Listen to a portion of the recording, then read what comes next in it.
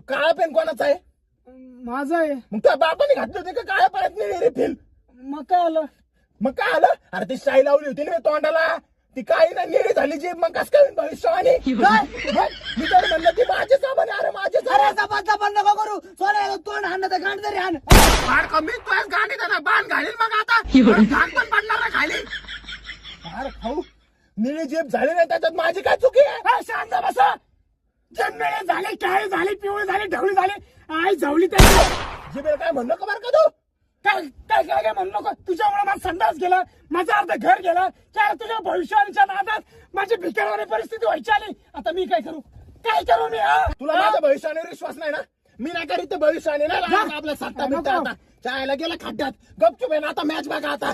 चाय गपचूप मॅच बघा म्हणजे. हा गपचूप मॅच बघा म्हणजे आमचे पैसे घेत त्याचं काय करायचं?